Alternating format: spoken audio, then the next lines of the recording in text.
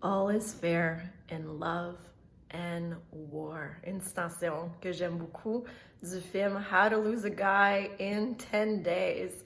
C'est la semaine avant la Saint-Valentin. Que tu sois célibataire ou en relation, il y a plein de façons d'amener de l'amour à toi puis de l'amour à ton entourage. Puis, tu sais, le thème de l'amour, c'est quelque chose de difficile. Autant qu'on en veut, ça nous fait peur. Hein? Et plusieurs d'entre nous, surtout si on a vécu des choses difficiles de notre passé, ça nous fait peur. Aujourd'hui, je vais vous partager une histoire d'amour qui m'inspire. C'est l'histoire de mes parents. Alors moi, imaginez-vous qu'à l'âge de 19 ans, mes parents ils ont décidé de se séparer.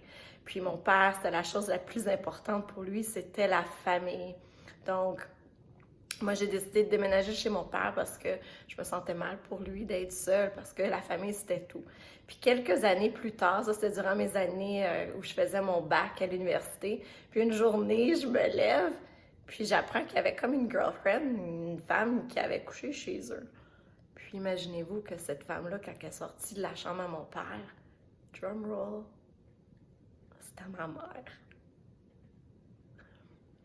Puis...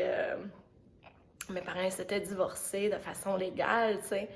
Puis, ils ont recommencé à se fréquenter pour se remarier à eux-mêmes.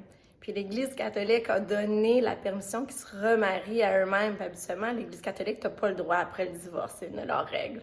Puis, moi et ma sœur, on a eu la chance de faire partie de leur deuxième mariage où on était les filles d'honneur. Tu sais, vous pouvez vous imaginer, hein? C'est quelque chose de rare qui se passe. Donc, en amour, c'est jamais une ligne droite. On va à droite, on va à gauche, on zigzague pour apprendre à connaître ce que notre cœur a de besoin. Puis, fast forward, mes parents se sont remariés, ils ont vécu ensemble, ils vivaient plus à Kentley à ce moment-là, ils ont déménagé à Ottawa. Puis, durant la COVID, tu sais, plusieurs personnes qui ont vécu des choses difficiles, puis il y a des personnes qui ont réévalué leur couple, leurs besoins, puis leur prochaine étape dans leur relation de couple était, ma mère elle a décidé, ils ont une belle conversation, ma mère elle a décidé de prendre son petit appartement. Puis ils sont comme deux teenagers.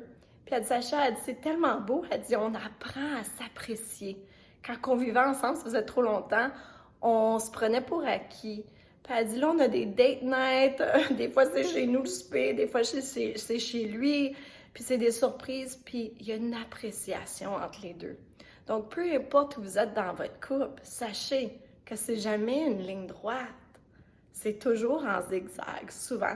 Puis c'est comme ça qu'on apprend à se reconnecter. Donc moi, je crois dans l'amour parce que j'ai eu un modèle parental où ça n'a pas été facile, mais j'ai compris qu'il y avait une force à l'intérieur de se battre pour l'amour, de dire des choses difficiles, de prendre un pas en arrière, mais des fois d'oser, puis de reprendre un pas en avant.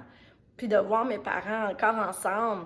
Oui, dans un setting différent, mais ensemble, où ils continuent à s'apprécier, puis à s'aimer, à reconnaître leurs besoins, puis à se respecter beaucoup là-dedans. Donc, vous pouvez voir aujourd'hui dans votre vie, est-ce que vous êtes dans une relation où il y a de l'amour, il y a du respect? Est-ce que c'est de l'amour? Des fois, on va dans des relations où c'est plus de l'attachement. On attire quelqu'un pour combler certains vides. Puis c'est correct aussi. Je souhaite une bonne semaine d'amour. Puis cette semaine, je vais faire d'autres capsules. Je vais parler aussi des langues de l'amour pour se préparer pour la Saint-Valentin. Bonne journée, puis je vous dis à la prochaine.